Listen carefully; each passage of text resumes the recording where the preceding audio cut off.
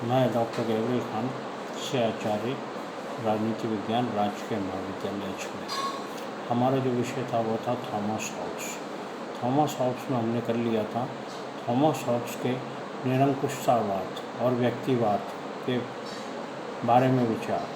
तो निरंकुशतावाद में हमने निरंकुशतावाद का परिचय कर लिया था, उसके तत्व कर लिए थे और उसकी विशेषताएं कर ली थी। आज हम करेंगे व्यक्तिवाद पर थॉमस हॉब्स के विचार। क्या थॉमस हॉब्स व्यक्तिवाद का समर्थन करता था? व्यक्तिवाद पर थॉमस हॉब्स के विचार। Individualism, views of Thomas Hobbes on individualism. व्यक्तिवाद पर थॉमस हॉब्स के विचार। Views on individualism of Thomas Hobbes. तो सबसे पहले देखेंगे व्यक्तिवाद के तत्व। व्यक्तिवाद के तत्व, एलिमेंट्स ऑफ इंडिविजुअलिज्म, व्यक्तिवाद के तत्व। मैक्सी के अनुसार, इन्वर्टेड कॉमास में लेना, मैक्सी के अनुसार इन्वर्टेड कॉमास में हॉब्स का लेवियाथान केवल संप्रभुता के सिद्धांतों का और राज्य को एक साधन के रूप में मानने का ही ग्रंथ नहीं है, वह व्यक्तिवाद का भी प्रबल समर्थक है। व्यक्तिवाद का भी प्रबल समर्थक है। इन्वर्टेड कॉमास बंद कर देना। क्या कहा है मैक्सी ने?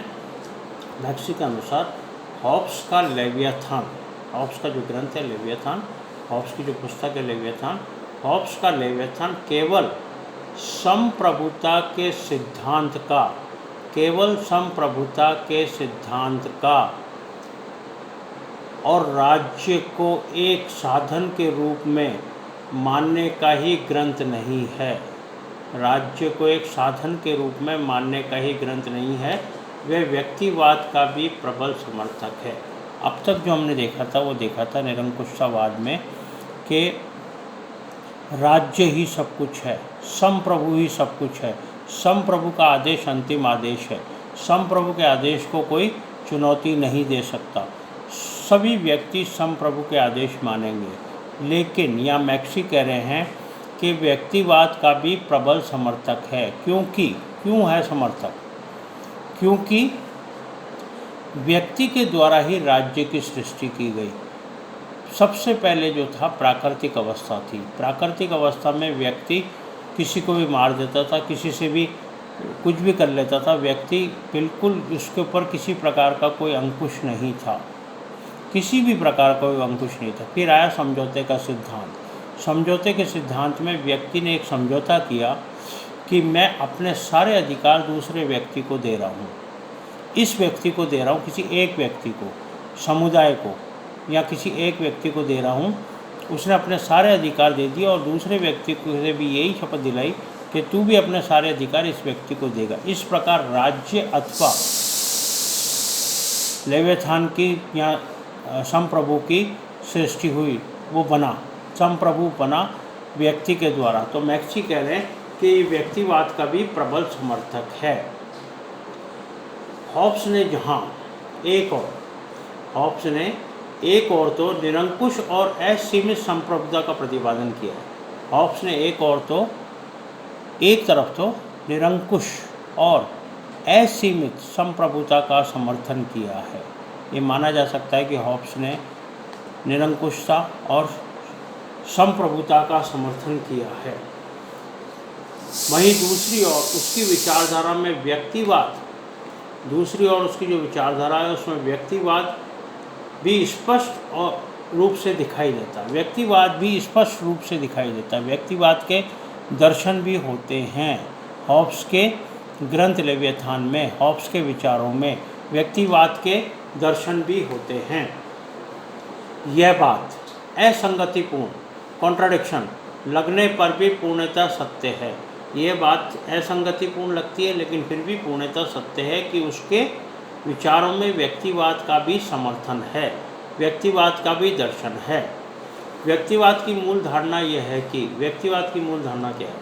व्यक्तिवाद की मूल धारणा यह है कि जितने भी संघ, समुदाय, अन्य संस्थाएं या राज्य है, जितने भी संघ, समुदाय, अन्य संस्थाएं या राज्य है, वे व्यक्तियों द्वारा निर्मित है।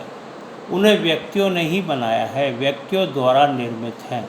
वे व्यक्तियों द्वारा निर्मित हैं, व्यक्ति ही उसकी इकाई है, व्यक्तियों को द्वारा निर्मित किए गए हैं और व्यक्ति को ही उसकी इकाई माना गया है, व्यक्ति ही उसकी इकाई है। और ये सब अपने में सम्मिलित व्यक्तियों से अधिक या अलग कुछ नहीं है। और ये अपने में सम्मिलित व्यक्तियों से अधिक या अलग कुछ नहीं है, कुछ भी नहीं है, अलग कुछ नहीं है। इस दृष्टिकोण से व्यक्ति साध्य है, साध्य का मतलब एंड। इस दृष्टिकोण से व्यक्ति साध्य है और राज्य साधन मात्र है। अगर ये दृष्टिकोण देखा जाए व्यक्तिवाद का, तो इसमें व्यक्ति क्या है? व्यक्ति साध्य है, एंड है, और राज्य साधन है, मीन्स है। तो हॉब्स ने व्यक्तिवाद का भी प्रबल समर्थन किया है, ये मैक्सी कहते हैं, मैक्सी के अनुसार। अब आते हैं डनिंग के अनुसार, दूसरे विचारक जो आते हैं डनिंग के अनुसार, जो व्यक्तिवाद के तत्व है उसमें दूसरे विचारक जो आ रहे हैं वो आ रहे हैं डनिंग के अनुसार, इन्वर्टेड कॉमा में लेना। हॉब्स के सिद्धांत में राज्य की शक्ति का उत्कर्ष, हॉब्स के सिद्धांत में राज्य की शक्ति को सबसे ऊपर बताया, राज्य की शक्ति को उत्कृष्ट बताया, सबसे ऊपर बताया। राज्य की शक्ति सर्वोपरि है, राज्य की शक्ति सर्वोपरि होते हुए भी उसका मूल आधार पूर्ण रूप से व्यक्तिवाद है। राज्य की शक्ति सर्वोपरि होते हुए भी उसका मूल आधार क्या है? उसका मूल आधार व्यक्तिवाद ही है, पूर्ण रूप से व्यक्तिवादी है, वो पूर्ण रूप से व्यक्तिवादी है। वह सब व्यक्ति की प्राकृतिक समानता पर उतना ही बल देता है। हॉब्स के बारे में कह रहे हैं, वह सब व्यक्ति की प्राकृतिक समानता पर उतना ही बल देता है जितना कि मिल्टन या अन्य किसी क्रांतिकारी विचारक ने दिया है, जितना कि मिल्टन या अन्य किसी क्रांतिकारी विचारक ने दिया। इन्वर्टेड कॉमास बंद कर देना। तो डनिंग ने क्या लिखा है? डनिंग ने क्या कहा? डनिंग ने कहा है, हॉब्स के सिद्धांत में राज्य की शक्ति सर्वोपरि होते हुए भी, हॉब्स का जो सिद्धांत है उसमें राज्य की शक्ति सबसे ऊपर सर्वोपरि होते हुए भी उसका मूल आधार क्या है? मूल आधार पूर्ण रूप से व्यक्तिवादी है, मूल आधार पूर्ण रूप से व्यक्तिवादी है, क्योंकि वो व्यक्ति के द्वारा ही निर्मित संस्था है, व्यक्ति के द्वारा ही बनाया गया है।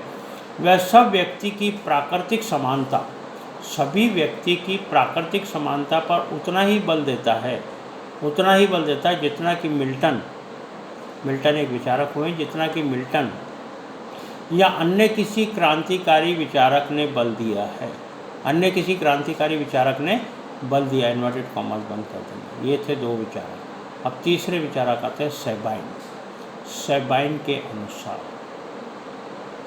निरंकुशतावाद के आवरण में हॉब्स ने घोर व्यक्तिवाद का समर्थन किया है।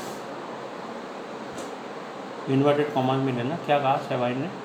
सेबाइन ने कहा, निरंकुशतावाद के आवरण में हॉब्स ने घोर व्यक्तिवाद का समर्थन किया है, मतलब व्यक्तिवाद का समर्थक है हॉब्स ने घोर व्यक्तिवाद का समर्थन किया है। हॉब्स ही प्रथम दार्शनिक था, सबसे पहला दार्शनिक, हॉब्स ही प्रथम दार्शनिक था जिसने व्यक्ति के जीवित रहने के अधिकार को सर्वोपरि माना। जिसने क्या माना? व्यक्ति के जीवित रहने के अधिकार को सर्वोपरि माना, व्यक्ति के जीवित रहने के अधिकार को सर्वोपरि माना। व्यक्ति की सुरक्षा, शांति, सभ्यता, कला, विज्ञान की आवश्यकताओं की पूर्ति के लिए राज्य की स्थापना की। राज्य की स्थापना क्यों हुई? राज्य की स्थापना हुई व्यक्ति की सुरक्षा, शांति, सभ्यता, कला, विज्ञान की आवश्यकताओं की पूर्ति के लिए राज्य की स्थापना की गई। तो राज्य की स्थापना व्यक्ति के द्वारा की गई। क्यों की गई? क्योंकि व्यक्ति की सुरक्षा, शांति, सभ्यता, कला और विज्ञान की आवश्यकताओं को पूरा करने के लिए राज्य होना आवश्यक था, इसलिए राज्य की स्थापना की गई। हॉब्स आगे बताते हैं सेबाइन, हॉब्स निरंकुशता के लिए निरंकुशता का प्रचार नहीं करता है। हॉब्स निरंकुशता के लिए निरंकुशता का प्रचार नहीं करता है। क्या करता है वो? किंतु वह व्यक्ति को सुखी बनाने के लिए निरंकुशता का प्रचार करता है। व्यक्ति को सुखी बनाने के लिए निरंकुशता का प्रचार करता है। ये सेबाइन के वर्ड्स हैं। सेबाइन ने क्या कहा कि हॉब्स व्यक्तिवाद का प्रबल समर्थक है। हॉब्स ने व्यक्तिवाद का समर्थन किया है। हॉब्स ने क्या किया है? हॉब्स ने सबसे पहला दार्शनिक था। हॉब्स ऐसा दार्शनिक था जिसको सबसे पहला दार्शनिक माना, जिसने व्यक्ति के जीवित रहने के अधिकार को सर्वोपरि माना। व्यक्ति के जीवित रहने के अधिकार को सर्वोपरि माना। पहला दार्शनिक, ये एक लाइन का क्वेश्चन है। हॉब्स पहला दार्शनिक था जिसने क्या माना? व्यक्ति के जीवित रहने के अधिकार को सर्वोपरि माना, सबसे ऊपर माना व्यक्ति के जीवित रहने के अधिकार को, क्योंकि व्यक्ति की सुरक्षा, शांति, कला, सभ्यता और विज्ञान की आवश्यकता की पूर्ति के लिए राज्य की स्थापना की गई। इन सब की आवश्यकता थी, इसलिए राज्य की स्थापना की गई। तो यहाँ ये बताया गया 3 विद्वानों के द्वारा कि हॉब्स न केवल निरंकुशतावाद का समर्थन करता है, बल्कि हॉब्स के द्वारा व्यक्तिवाद का भी समर्थन किया जाता है। हॉब्स व्यक्ति का भी समर्थन करता है। हॉब्स व्यक्ति को साध्य मानता है, एंड मानता है, और राज्य को साधन मानता है, राज्य को मीन्स मानता है। वो इसलिए कि हॉब्स ने कहा कि प्राकृतिक अवस्था में व्यक्ति क्या था? व्यक्ति कुछ भी कर देता था, व्यक्ति पे किसी प्रकार का कोई अंकुश नहीं था, और व्यक्ति किसी को भी मार देता था, किसी से भी लड़ लेता था, कुछ भी कर देता था। तो उसके प्राकृतिक अवस्था के बाद की जो अवस्था आई वो है सामाजिक समझौते का सिद्धांत। सामाजिक समझौते में व्यक्ति ने समझौता किया कि मैं अपने अधिकार इस व्यक्ति को देता हूँ और तू भी अपने अधिकार इस व्यक्ति को दे। तो जो व्यक्ति को अधिकार दिए गए वो संप्रभु या राज्य बना। तो राज्य को निरंकुशतावाद के सिद्धांत में राज्य को उसने हर प्रकार के अधिकार दे दिए, लेकिन मैक्सी कहते हैं कि वो व्यक्तिवाद का भी उतना ही समर्थक है जितना कि निरंकुशतावाद का है। तो क्योंकि उसने व्यक्ति को साध्य माना है और राज्य को साधन माना है।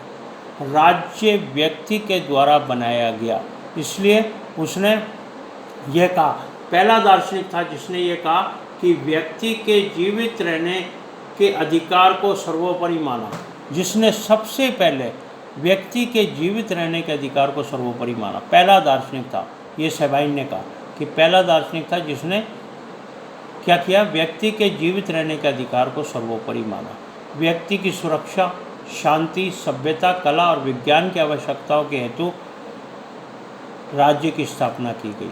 तो ये था व्यक्तिवाद के तत्व, जिसमें 3 विद्वानों के विचार हमने देखे। कल हम करेंगे व्यक्तिवाद की विशेषताएं, या व्यक्तिवाद को कितने रूपों में देखा जा सकता है, व्यक्तिवाद कितने रूपों में देखा जा सकता है, व्यक्तिवाद की विशेषताएं, व्यक्तिवाद को कितने रूपों में देखा जा सकता है।